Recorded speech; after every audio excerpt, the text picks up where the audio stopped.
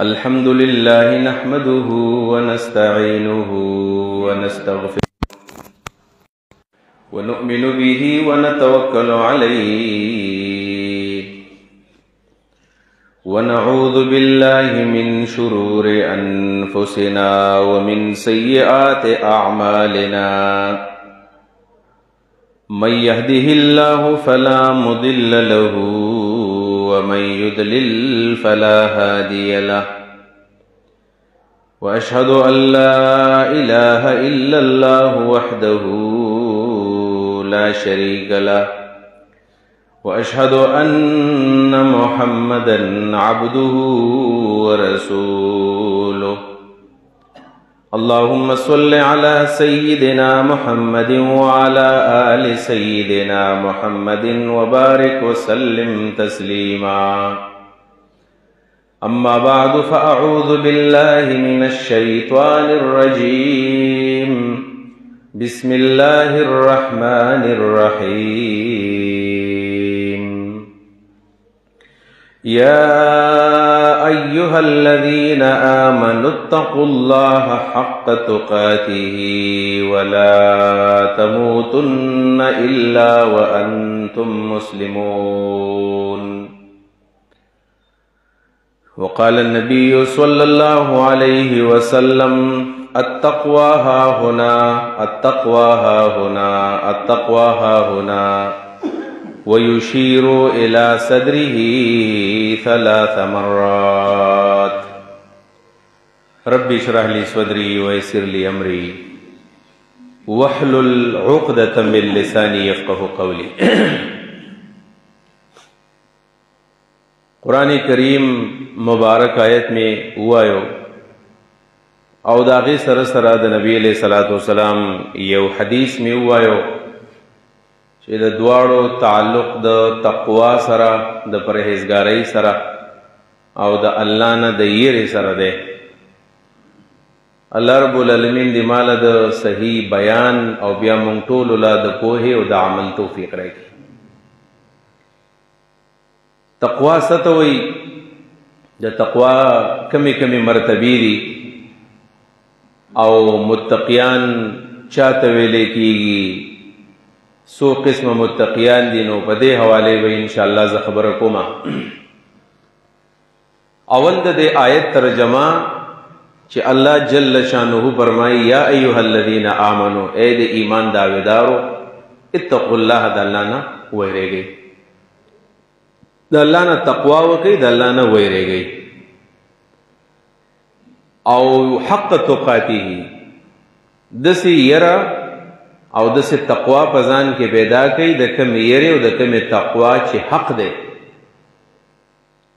دسی یرا د الله نه وکړي څنګه یرا چې د الله نه د کولو حق لري څنګه یرا پکاري هغه یرا پزان کې راولي خپل معیارونه مقایموي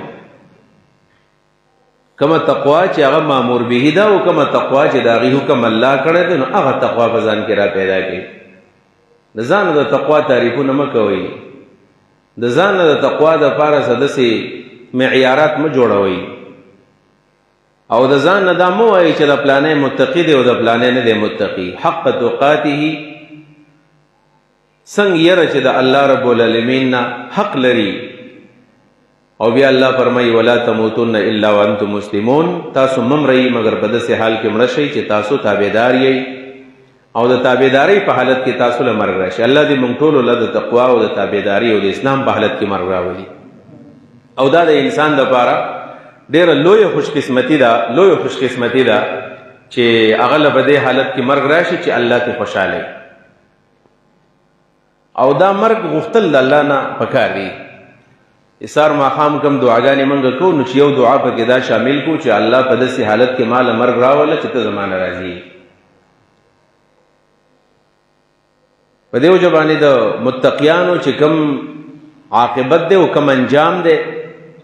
د هغې په باره کې الله رب العالمین فرمایي که نه یا ایتها النفس المطمئنه ارجعي الى ربك فادخلي في عبادي وادخلي جنتي هلته راځي راضیه مرضیه ارجعي الى ربك راضیه مرضیه ته د الله خواله په داسې حال کې لاړ شه اے روح او اے نفس او انسان راضیتن مرضیتن چې ته د الله نه خوشحاله او الله به ستا نه خوشحاله چې تم خوشحاله او الله هم خوشحاله په داسې حالت کې انسان له مرګ راشي نو دا د انسان مبارک خوش قسمتي ده د دې آیت په د ظاهر باندې چې کله سړی سوچ کوي نو الله فرمایي مسلمانانو د الله نه ویریږئ الله رب العالمین خو د یری ذات نه دی چې د الله نه به سړی یریږي الله خو د مینې ذات دی د محبت ذات دی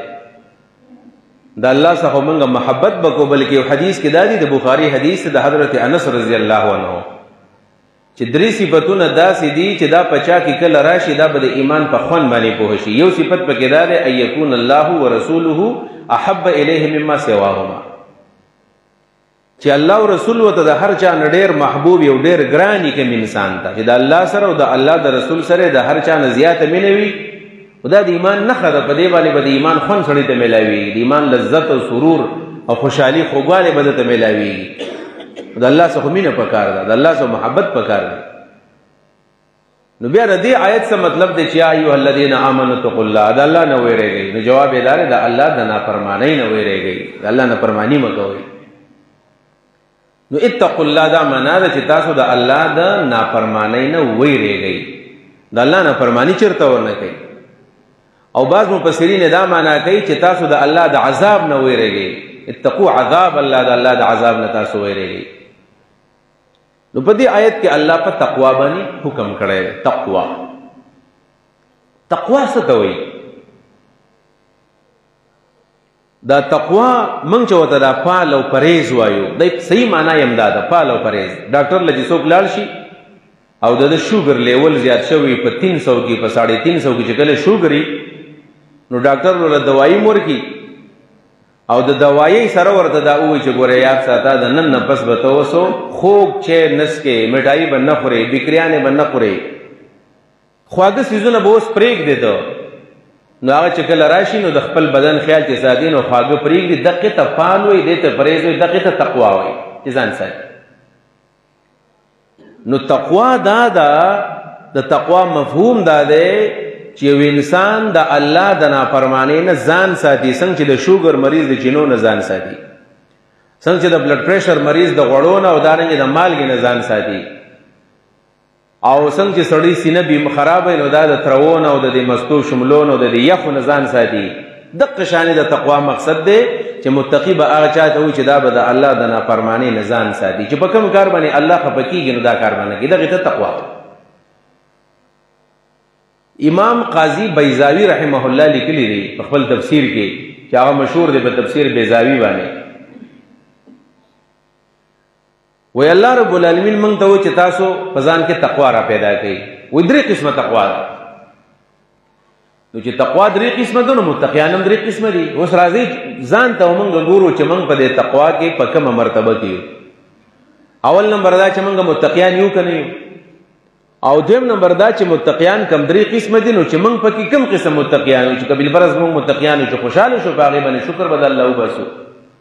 او که موږ متقین نه وو تقوا را پکې نه وو چې بیا د هغې لپاره محنت شروع وکړو چې تقوادار جوړ شو ځکه الله تعالی خو یحب المتقین متقیان خوښوي الله خو فاسقان نه خوښوي ان الله لا يهدي القوم الفاسقين الله فاسق خلقو ته هدایت نه کوي توفیق نه ورکوي د نیک عمل نو قاضي بیضاوي رحمه الله وی د تقوا یو مرتبه د هغې ته ادنا مرتبه وي ادنا کمزوري مرتبه لاندې مرتبه وی هغه د تقوا د ټولو نه لاندې مرتبه دا او کمزوري تقوا دا چې یو سړی د کفر نه توبه وباسي د الحاد او د بدعتۍ نه توبه وباسي او دا کلمه د زړه د صدق سره ووایي چې لا اله الا الله محمد رسول الله صلی الله علیه وسلم وی دا د تقوا د ټول نه ادنا مرتبه ده دا سړی موت متقي شو نو یو انسان دی او هغه کلمه ویل دا متقي دی ګورئ دا سړی متقي دی ولې د کفر نه ځان بچ کو که نه د دائمي عذاب نه ځان بچ کو د الله د لوی نافرمانۍ نه ځان بچ کو بت ته سجده پرېښودله دا تقوا ده چې یو الله ته سړی سجده لګوي او دارنګې د ډیرو معبودینو د سجدې نه ځان ساتي دغې ته تقوا وایي که نه نو ادنا مرتبه د تقوا دا ده چې یو سړی بت ته سجده پرېږدي او الله ته سجده کول شروع کړي، د غیر الله نه غواړي، د الله نه غوښتل شروع کړي، او د زړه د صدق سره دا کلمه ووایي چې لا اله الا الله محمد رسول الله، اشهد ان لا اله الا الله واشهد ان محمد رسول الله. نو دا تقوا چې پچا کی هغه ته ادنا متقی وي. کمزور متقی داسې متقی ګوټه شانې وته وي، کمزور شان متقی دی، خو متقی دی ګوره ولې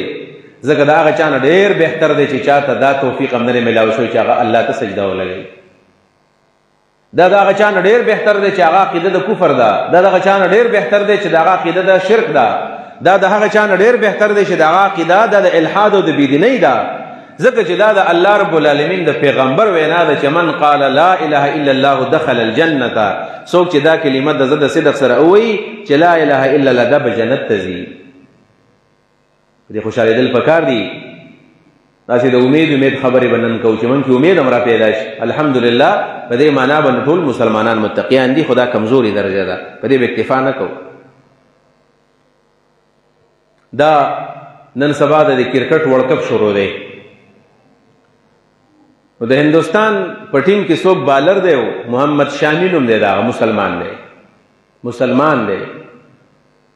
نو هغه چېرته په دا کلاړیان چې کله دا ډېرې ویکټې والي یا ډېر رنزونه وکړي نو بیا سجده لګوي. اول خدا خبره چې دا د دې سجدې لګولو څه حقیقت دی او پکار دی او که نه ده پکار ده، ځان له یو باب دی او ځان له بحث دی. دې ته سجده شکر ویلې کېږي، سجده شکر، د شکر سجده لګول. د جمهور علما خو د شکر د سجدې قائل دي چې سړی صرف او صرف سجده د شکر لګولی شي، یعنی نه الله اکبر وي، نه لاس کیږي په سینه او په نامه باندې، نه پکې رکوع وکړي، نه پکې سجده وکړي، بله خو بس ډایرکټ لاړ شي او داسې یا شته یا نشته او د شکر سجده ولګوي. جمهور علما یې مني، خو د امام ابو حنیفه رحم الله تحقیق خدا دی چې د شکر سجده په شریعت کې نشته دی، او په کومو احادیثو کې چې دا راغلي دي چې د شکر سجده ده، نو د سجدې نه مراد د شکر منځ دی، صلات شکر دی. او دا قرآن کې ډېر راغلي دي چې د سجدې ذکر د سجدې راشي او د هغې نه مراد مونځ وي. او د امام ابو حنیفه رحمت الله علیه رای خدا ده چې د شکر ځان له سجدې نشته دی، او د دې د شکر نه مراد دا ده چې سړی به 2 رکعته لمونځ وکړي د شکرانې په طور باندې. دا خو یو اختلافي مسله دا نه بیانوم،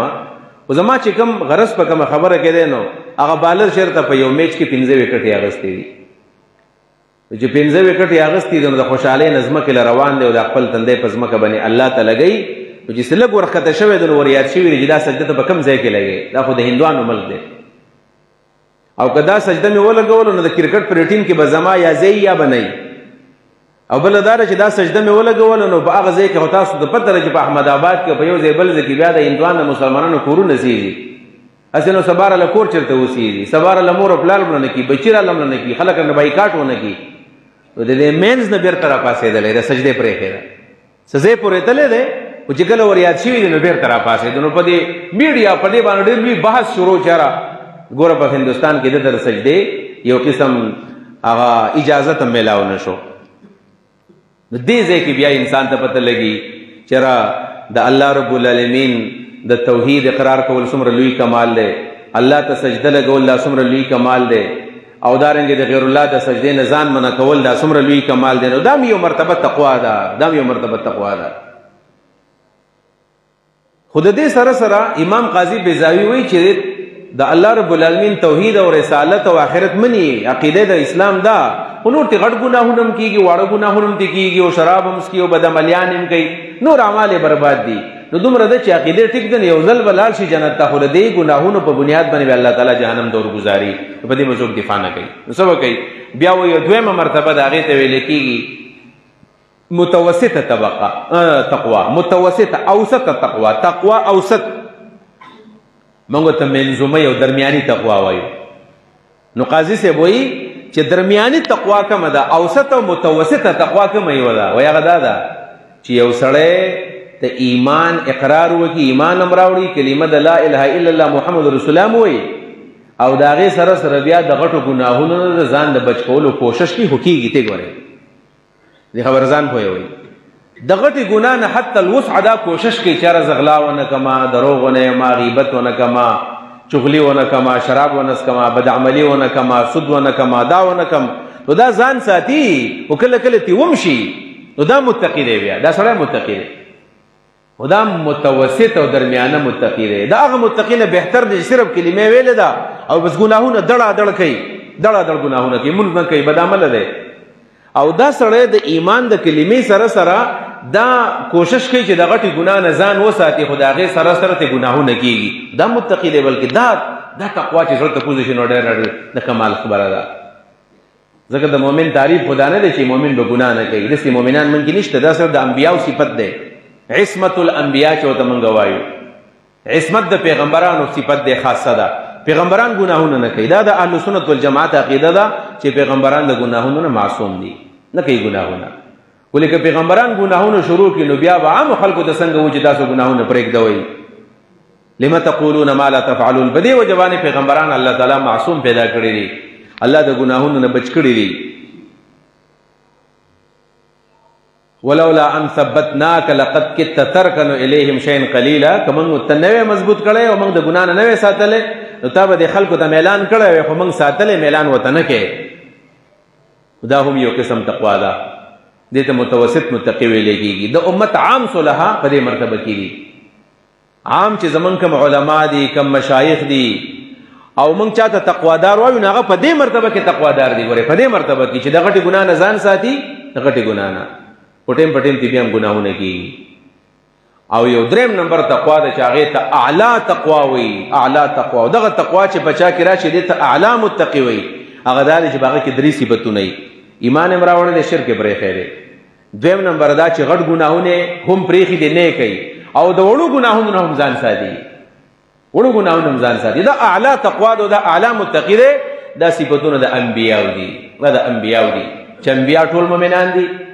انبیا غټ ګناهونه هم نه کوي او د وړو ګناهونو نه هم ځان ساتي، وړه ګناهونه نه کوي. نو دا صفت چې دی نو دا د پیغمبرانو دی. دا اعلی متقیان دي، اعلی متقیان. او دا درې وړه متقیان چې دي نو دا غوره خلک دی دغې چا په مقابله کې چې دا صفات په چا کې نه وي.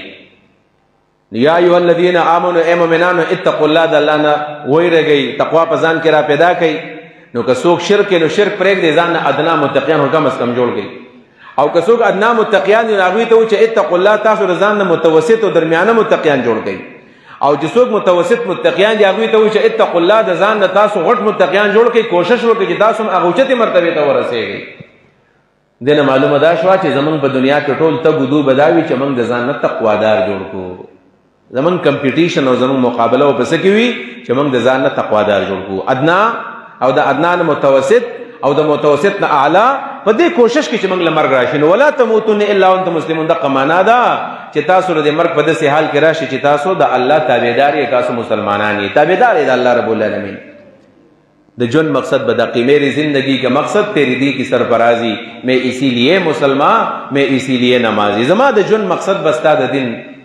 اشاعت وی، ستا د دین سربلندی وی، ستا د دین تقویت وی. او میں اسی لیے مسلمان، میں اسی لیے نمازی. د دې دپاره مسلمان یم او د دې دپاره منځونه کومه، د دین خدمت. لہذا زموږ ژوند به په دې کې تېرېږي چې موږ تقواداري په من کې راشي. زموږ د ژوند مقصد به دا یې ګورئ. د اتقوا الله تاسو تلاوت شروع کړئ نو په هر سپاره کې نو په هر رکوع کې به دا ټکی راځي چې اتقوا الله، اتقوا الله، د الله نه ویرېږئ، د الله نه ویرېږئ. یعنې زموږ د ژوند مقصد به دا نه وي. زموږ د خپل ژوند مقصد ګوره هیر دی. د بعضې خلکو د ژوند مقصد دا دی چې بس زه پیسې وګټم او ډېرې پیسې را سره وي،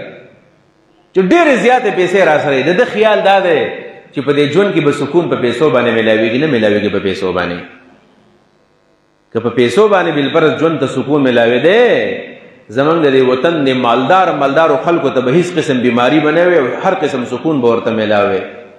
حالا کې داسې نه ده. څوک چې ډېر زیات مالدار دی، څوک په جیلونو کې دي، څوک په بیمارو کې دي، څوک په ټینشن کې دي، څوک په ډپریشن کې دي. چاته یو قسم مشکل دی او چاته بل قسم مشکل دی. په مال دولت کې سکون نشته.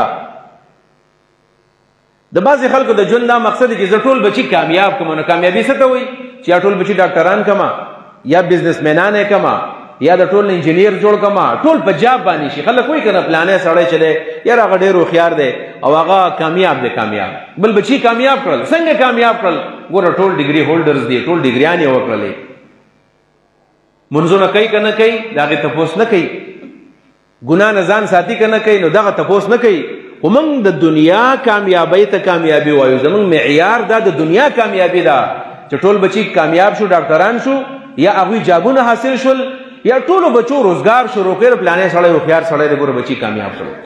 بچي کامیاب کړل. زما والد صاحب د الله وبخي، هغه خو عالم او بل د خپل ملاتوب یې ډېر خوښ به مو. زما یو ملګری و، سپین ږیری و، دی 400 دی، زمونږ راغلی و، داسې حاجي صاحب ستاسو په عمر باندې و. زما د هغوی سره د تعلق نو هغه چې راغلی نو زما مشهور نوم عالم دی، زه ملا یم او کشری خو هم ښه سړی دی، دینداره دی، ټوپۍ هم پسې دی، ږیرې هم ده، نو دغې ته دینداره وایي چې سړی 5 وخته لمونځ کوي. نو زما هغه ملګری زما والد صاحب ته وایي زه ستا نه او ډېر مالداره دی، هغه ملګری ښه کافي جیداد والا دی او بچي هم ښه برابر دي. زما والد صاحب ته ویل زه ستا نه دا تپوس کوم چې تا د بچي څنګه کامیاب کړي دي. نو زما پلار ما ته ویل دقه یو سړی ستا په دې ملګرو کې د کار سړی و. وی زما نه صحیح تپوس کړی و چې هغه کامیابي دی ته ویل چې دا دې مولیان کړي څنګه دي، ګوره دا د دین خدمت کوي. ویل د زما نه صحیح تپوس کړی دی. نور خو دې ته کامیابي و چې ستا د بچي څنګه کامیاب دي، چې هغه جابونه وکړي او یا روزګار د هغوی یو غټ تعلیمونه وکړي، بار ته لاړ شي، یاره وایي پلانې سړی کامیاب دی. او د اخره پورې مې هغه زما ملګری یادو، ویل ستا په دې ټول ملګرو کې د هغه یو بوډا د کمال، ویل دا د کار سړی و، دا نور وایي ستا ملګري ښه یو که بد بخوي، دا صحیح سړی و په دې کې. چې زمونږ د کامیابۍ معیار دا وي چې په دین کې سړی کامیاب شي. قرآن ویلی دي فمن زحزح عن النار ادخل الجنة فقد فاز، چې د اور نه سړی بچو جنت ته لاړ، دا سړی کامیاب دی. ظلم چې د دنیا کامیابي نه ده پکار، ښه مال هم پکار دی، ښه دولت پکار دی، ښه روزګار پکار دی، ښه نوکري پکار ده، چې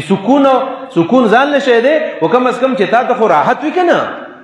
اطمینان شته او که نشته، خو په راحت خو به تا ته رزق ملاویږي، تا ته به د الله عبادت ته به وزګارې، د غریب سره پکې تعاون وکړې، مرسته به وکړې. نبي علیه الصلاة والسلام دغې مال صفت کړی دی چې یو سړی مالدار دی، د الله په لار کې هغه مال لګي. نعم المال صالح للرجل صالح، نبی علیہ السلام فرمایي چې نیک سړی دی او حلال مال وسره وي، دا خو واه دا خو مزید بیا سړی نیک دی او ډېر مال وسره دی او دا مال د خیر په لارو کې تقسیموي، دا خو ډېره خبره ده.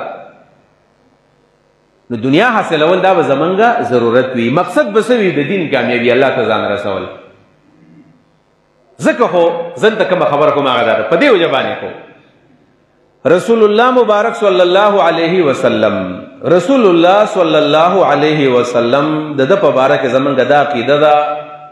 چې دا د الله نه وروستو چې په دې ټول کائنات کې د چا هستي اوچته هستي د هغه جناب محمد رسول الله صلی الله علیه وسلم، جبریل نه غوره دی، میکائیل نه غوره دی او د ټولو پیغمبرانو نه غوره دی، ټولو پیغمبرانو نه. په دې کائنات کې د الله د ذات نه علاوه چې کوم اوچته هستي ده، مقدس ترین هستي ده، هغه د محمد رسول الله صلی الله علیه وسلم هستي ده. او دا هغه ژوند څنګه تیر شوی دی؟ نو حقیقت دا دی چې دغه د سنن ابن ماجه او د سنن خاص کر د سنن ابن ماجه د ابواب الزهد چې نبی علیہ الصلوۃ والسلام بستر څنګه وا، د نبی علیہ السلام ژوند څنګه و، د نبی علیہ السلام خوراک څنګه و، د نبی علیہ الصلوۃ والسلام اړنا بچونه څنګه وا. نو هغه حدیث ما شروع کړل، زما یقین د څوک به تاسو ټینګ نشئ او په چغو چغو باندې به وجاړئ، سترګو نه اوښکې ځي. بیا اول ورځ ما مدرسه کې څنګه چې دا حدیث ویل، هغه طالباتو چغې والې جړلې، دا د نبی علیہ السلام څنګه ژوند دی. یعنی هغه پیغمبر چې د ټولو پیغمبرانو نه اوچت دی، هغه پیغمبر چې الله رب العالمین ورته وایي که ته غواړې چې زه تاله مال درکړم نو زه به د احد دا غر به د سرو زرو ډکم تاله، دا ته چې د خپل چت ته خېجې دا پړوی به هم ستا د سرو زرو وي، په دې کم کټ کې چې سملې دا به هم د سرو زرو تاله جوړ کړم، او دا ځمکه چې دا خاورې به تاله سره کړم. خو نبی علیہ الصلوۃ والسلام دې ساړو کار نه، د لور واده چې څنګه واده و. نو حضرت علی دا ابن ماجه حدیث درته وایم، د کوم لور واده دی؟ هغه لور چې د هغې نوم د حضرت فاطمه، چې نبی علیہ السلام فرمایي فاطمه بضعة مني، فاطمه زما د بدن ټوټه ده، یعنی دا فاطمه نبی علیہ السلام د بدن ټوټه ده، لختي جګری دی. او د دې لور په باره کې نبی علیہ السلام فرمایي سیدة نساء اهل الجنه، د جنت د ښځو سرداره وی سرداره، د جنت د ښځو سرداره څوک؟ خاتون اول. من د وزیر اعظم ښځې ته خلک خاتون اول وایي، نو د خاتون اول له پیزار تپوس وکړه چې په 16 کې اغوستی دی، کم پرس چې خاتون اول غاړې ته اچولی هغه په 16 کې باندې کېږي، کم لباس چې اچولی دی هغه په 16 کې باندې کېږي، کم لوپټه مفلره چې په سر راړولی هغه د 16 روپۍ خاتون اول. دم خاتون اول د ټولې دنیا د مسلمانانو د بیبیانو د هغې سرداره ده، او د هغې خاونو چې کله زما واده و نو تاسو ته دا پته ده چې د حضرت علي رضی الله عنه چې کله واده و نبی علیہ السلام له خپل لور ورکړی وه نو حضرت علي له واده نبی علیہ السلام کړی دی، پلار ونه دی کړی. نبی علیہ السلام په کور کې و، دا د نبی علیہ السلام په کور کې دننه کوټه وه، نو لور یې د دې کمرې نه پاسول او هغې کمرې ته بوتلل او حضرت علي ته ویل دا ستا بیبي شول او دی واده و. نو حضرت علي وایي زمونږ بالغ وایي د څه نه جوړو، دا د دواړو جهانونو چې کومه سیده او سرداره ده او علي چې کوم شیر خدا دی، وایي زمونږ چې کله واده وشو او نبی علیہ الصلوۃ والسلام چې موږ له کم بالغ جوړ کړو نو دا د ګډ د سرمن نه په هغې کې دنه د کجورو پاڼې اچولې او دا زما د فاطمې د سوهاګ د شپې او د واده د شپې چې کوم بالغ خو نه هغه د دې نه جوړو. دا بالغ خو د حضرت علي رضی الله عنه ابن ماجه قزویني دا لیکلي دي چې د ګډ سرمن وه، د ګډ سرمن هغې وچه کړې وه او په هغې کې نبي علیه صلات وسلام د کجورو دا پاڼې ماڼې اچولې او دی بالغ و او دې ته د جنت د ښځو سردار یې ورته سر ښوده دی، واده شپه ده، دی د واده شپه ده. هغه یو صحابي وایي که نه چې زه د نبي علیه السلام کره په یو کار باندې لاړم، ویل مال چې د نبي علیه صلات وسلام کره به څه څه پراته به وي، بلکې حضرت عمر فاروق رضی الله عنه دی. دا ابن ماجه فرمایي عمر فاروق وایي زه د نبي علیه السلام کره لاړم، چې لاړم ویل ما کتل چې د نبي علیه السلام په دې کور کې بسې لکه سړی، یعنې په دې زمانه کې چې سړی وایي زه د ټرمپ کور ته لاړ شم یا د جو بایډن کره سړی لاړ شي یا د پاکستان د وزیر اعظم ځای ته لاړ شي، نو خلک وایي که نه چې هلته به څه خادمان به څنګه یو، د هغې د ناستې کرسۍ به څنګه یو، مجلس به څنګه یو، د هغه دا چمنونه په دې کور کې څنګه یو، په دې کې دا بوټي به څنګه وي. نو د نبي علیه صلات وسلام کره لاړم چې ما وکتل، وایي نبي علیه صلات وسلام د میزري په چټایي باندې په دې انډیري باندې پروت و او صرف یو لنګ یې اچولی او یو لنګ کمیس یې نه و، یو لنګ کې نبي علیه صلات وسلام لاس دی ګرمي ده. ویل چې نبی علیه صلات وسلام داسې ډډه بدل کړله، ویل په دې تشو کې د نبی علیه صلات وسلام د میزري چې دا کوم انډیری دی دې پکې دا نښې کړې وې، وقد اثر فی جلده، د نبی علیه السلام په دې پوستکي کې فی جنبه په دې تشي کې داسې نښې کړې وې. ویل ما چې وکتل بل طرف ته نو ویل په هغه ځای کې یو سرمن پرته وه، د سرمن نه مراد مشک دی، مشک پېژنئ که نه چې دا یو منګی غوندې د هغې نه جوړ کړی، دا د سرمنې مشک و، په هغې کې اوبه وې، هغه دیوال ته پروت و او بل طرف ته مې صرف یو دړۍ وربشي ولیدلې، بل هېڅ شی د الله د پیغمبر په کور کې نه و، یو دړۍ وربشي پرتې وي، یو دړۍ وربشي 3 کیلو 3.5 کیلو وربشي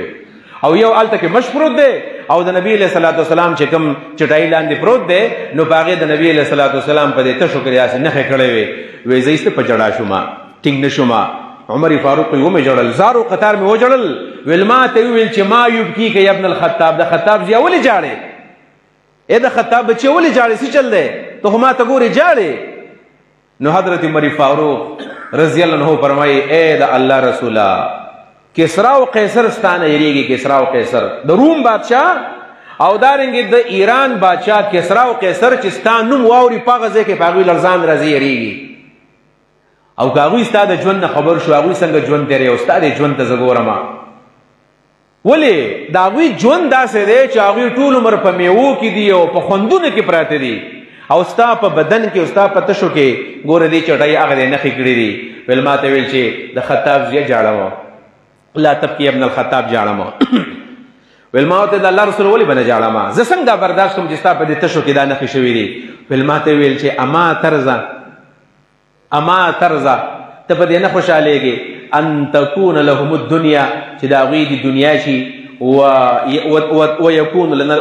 لنا الاخره او زمونږ دپاره د آخرت شي. ویل مال شي او زه په دې خوشحاله یم. ویل بس موږ له الله آخرت جوړ کړی دی، جنت زمونږ دی او د دنیا د دې خلکو، د دنیا د دې مبارک شه او زمونږ دپاره ځای اصل کې جنت دی. نو هغې جنت دپاره تیاری کول او د هغې جنت دپاره به جامې هم بېکاره وي، غربت به وي، بیماري به هم راغلي وي، دارنګې قرضونه هم راباندې راغوښتي وي، ژوند به هغه شانته نه وي، دا آرایش او اسایش او دا خوندونه په ژوند کې به نه وي. خو دا به په دې باندې موږ به یو صبر وکړو چې زموږ دپاره آخرت شته که نه،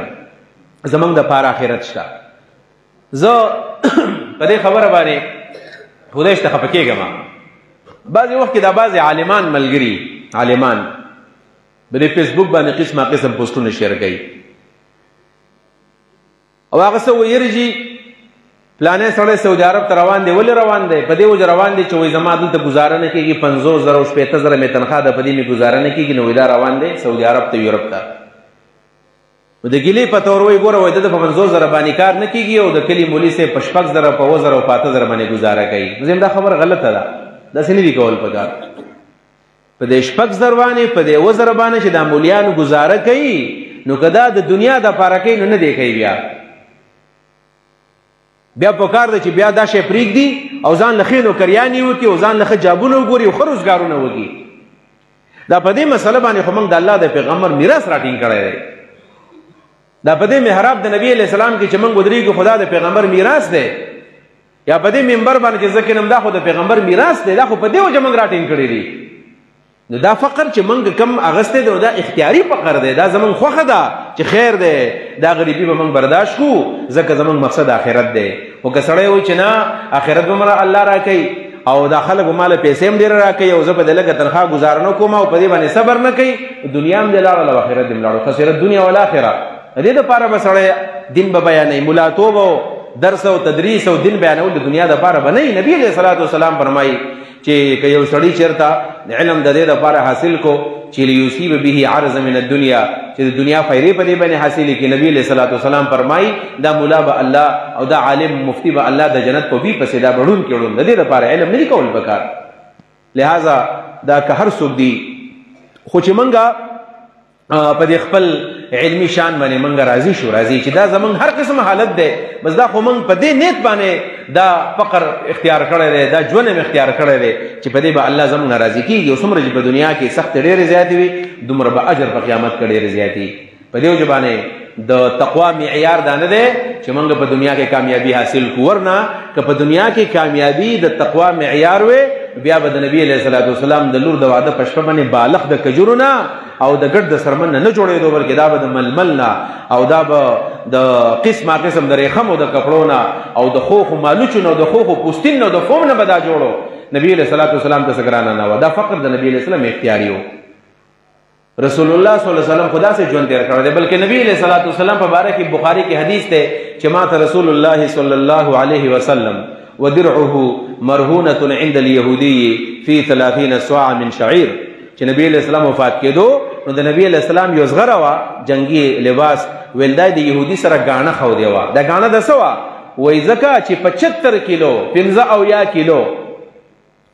دا وربشې نبی علیہ الصلاة والسلام د هغه نه په قرض باندې اخیستې وي چې زما په کور کې خوراک نشته نو وربشې دې په قرض اخیستې وي. نو هغه یهودي بدبخت نبی علیہ السلام ته چې په تا زما اعتماد نشته دی دا قرض به راله یاره کې یاره به رانه کړي. ولې په اعتماد نه و؟ د قصد په اعتماد نه و. وایي زما سره خپله زغره ګاڼه کېده. نو نبي علیہ السلام سره خپله زغره ګاڼه ښودلې وه. په دې حالت کې نبي علیہ السلام وفات شوی دی. نبي علیہ السلام دنیا نه قرضدار دی، ته د قرضدار دی. د قرض په معامله کې نبي علیہ الصلاة والسلام خپله زغره ګاڼه کړې وه. نو کامیابی معیار د مال او دولت نه بلکې د کامیابی معیار دا اخروی فلاح ده. فمن زحزح عن النار وادخل الجنه فقد فاز. نو دې ته تقوا ویلې کېږي. په دې وجه نبی علیہ الصلاة والسلام ویلو التقوى ها هنا، التقوى ها هنا، التقوى ها هنا ويشير الى صدره 3 مرات. ویل تقوا په دې ځای کې دننه ده، تقوا په دې ځای کې دننه ده، تقوا په دې کې دننه ده. او 3 ځله خپل سینې ته اشاره وکړه، 3 ځله. دې نه معلومه دا شوه ظاهري تقوا ته تقوا نه ویلې کېږي چې د خلکو مخکې تقواداري او دوه سیرې دي اغوستلي. زمونږ 2 سیرې وي. یوه سیره زمونږ هغه ده چې خلکو ته ښکاري، زمونږ یو تصویر هغه دی چې خلکو ته ښکاري، او دویم تصویر زمونږ هغه دی چې هغه الله ته ښکاري. نو موږ په دې خپل ظاهري تصویر باندې ډېر محنت کوو چې زما شکل او زما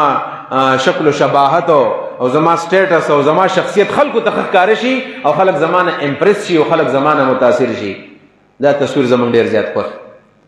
حال کې اصل تصویر هغه دی چې الله ته ښکاري، هغه تصویر برابرول پکار دي. زمونږ الله ته کاغذونه پاکي. نو دنیا تصویر خیر دی که زمونږ د دنیا تصویر خړ پړ دی، خیر دی که زمونږ د دنیا تصویر ښه نه دی، خیر دی که زمونږ د دنیا څیره او د دنیا جامې ښې نه دي، دا دی بیکاره وي. خو چې الله ته زمونږ کم لباس او کم شکل او کم شباهت او کم صورت الله ته ښکاري په دې محنت کول پکار دي. نو ټیک دا ظاهر هم د اسلام مطابق به برابر او باطن هم د اسلام مطابق برابر او دواړه برابر او دواړه. داسې مطلب نو چې باطن جوړ کو ظاهر دقه شانې پرېږده. نه نه نه،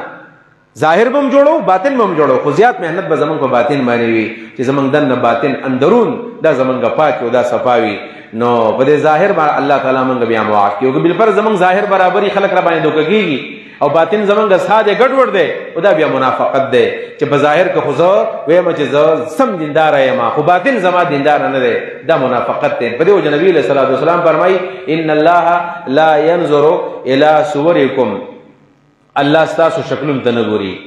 و اموالکم ستاسو مالونو ته نه ګوري الله مال تم نه ګوري او الله شکل تم نه ګوري شکل دې څنګه دی ښایسته یې که نه په ځان محنت کړی دی که نه دی ولكن ينظر الى قلوبكم واعمالكم لیکن الله ستاسو اعمالو ته ګوري چې عمل کې څنګه په کوم نیت باندې کې د الله د پاره کې او که د بنده د پاره کې وقلوبكم استاد ته ګوري چې زړه دې څه کیفیت دی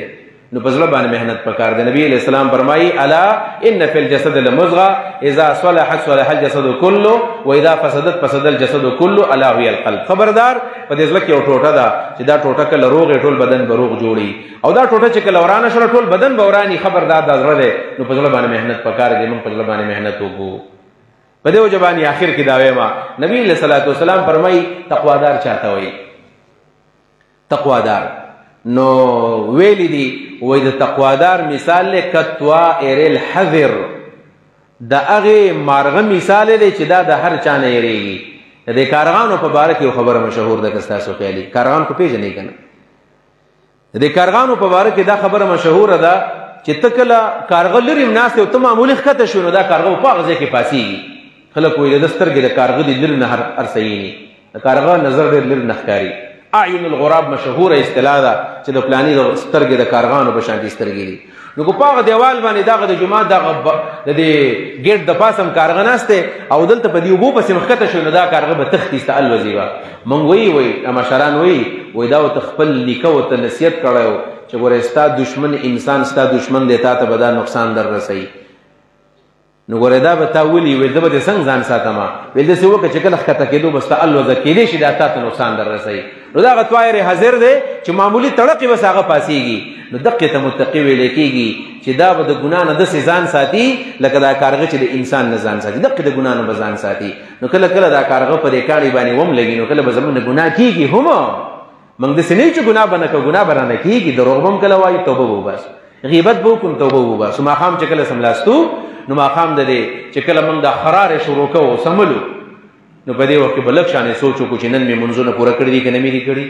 نن مې خو د چا حق نه دی خوړلی نن خو مې چېرته غیبت نه دی کړی نن خو مې چا ته نقصان نه دی رسولی نو که نقصان دی رسولی نو په منډه منډه باندې داسې وکړه چې ورشه و هغه نه اجازت وغواړه ولې پته نه لګي سبا به ته ژوندی یې او که سبا به ته مړې ته به سبا د الله خواله ورځې لهذا په دې منډه منډه داسې پکار ده بل ورځ زموږ استاد زما خواله راغلی مولانا ډاکټر عطاء الرحمن صاحب تفهیم القرآن مردان محتمم دی زما سره شپه وه بس د پردي حق د خبره یې کوله ویل زما والد ماجد حضرت شیخ گوهر رحمان رحمه الله چې کله د قومي اسمبلي ممبر و ویل ما په هغه وخت کې په اسلامي یونیورسټۍ کې سبق وایو په اسلام آباد کې په انټرنیشنل یونیورسټۍ کې ویل ما سبق وایو نو هغه MNA وی زه به د جمعې چوټي وه نو زه به جمعې له کور ته راتلم نو زه به د هغه خواله لاړم نو د هغه سو بیا په ګاډي کې راتلم یو ورځ ویل زه خواله راغلم موږ راتلو مردان ته